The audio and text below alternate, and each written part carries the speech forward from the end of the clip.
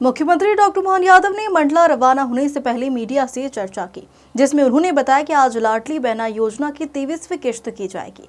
वहीं CM doctor Mohan Yadav ने कहा कि मुझे यह कहते हुए खुशी हो रही है कि हम अपने राज्य में दूध उत्पादन के लिए तेजी से काम कर रहे हैं। इस दिशा में हमने कामधेनु योजना शुरू की।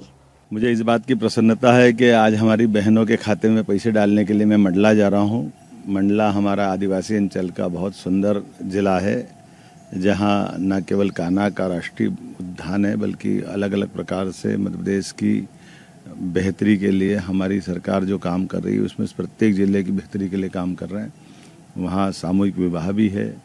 कन्यादान के साथ हम अपनी लाडली बहनों की राशि डाल करके हमारा जो सरोकार है, जो संबंध है बहन बेटियों की इज्जत का, उस दृष्टि में हम लगातार काम कर रहे हैं। मुझे ये कहते हुए भी आनंद है कि हमने अपने राज्य के अंदर दूध उत्पादन को लेकर जो काम कर रहे हैं, और ख़ास करके हर गांव, गली, मोहल्ले, स्थानों पर दूध के उत्पादन को बढ़ावा देते हुए भगवान कृष्ण के काल को पुनर्स्थापित करने के लिए हम लोग काम कर रहे हैं। आइए हम सब किसानों की बेहतरी के लिए, गरीब आदमी को रोज़गार के लिए, पोषित कुपोषित इन व्यवस्थाओं से अलग हट करके हर घर में अगर दूध मिलता है तो ज़िंदगी अपने आप बदलती है। ऐसे में दूध मध्य प्रदेश के अंदर उत्पादन बढ़ करके 9 से 20% हो जाए, इस दिशा में हमने कामधेनु योजना प्रारंभ की। डॉक्टर अंबेडकर जी के नाम पर भी विभिन्न गौशालाएं प्रारंभ की। गोपालन और दूध उत्पादन से जुड़े दुधारू पशुओं को बढ़ावा देने के लिए सरकार ने अनुदान प्रारंभ किया है।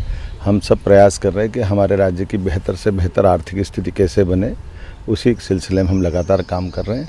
कल ही मध्य प्रदेश सरकार की कैबिनेट से हमने कृषि, खासकर किसान आधारित नीति का अनाउंसमेंट किया है। हमने ये चारों चैप्टर एक तरह से यशस्वी प्रधानमंत्री की भावना के अनुसार पुनर्स्थापित करने का प्रयास किया। किसानों की आय बढ़ाने के लिए पशुपालन, कृषि उत्पादन, कृषि के प्रसंस्करण की इकाइयाँ, औद्योगिक इकाइयाँ, मत्स्य पालन, सभी प्रकार के क्षेत्रों से किसानों की आय कैसे बढ़ सकती है। हमारा राज्य कृषि आधारित राज्य है, स्वाभाविक रूप से इसमें बहुत संभावना है और हम पूरी ताकत के साथ इस दिशा में आगे बढ़ रहे हैं। मेरी अपनी ओर से सब किसान भाई बहनों को बधाई।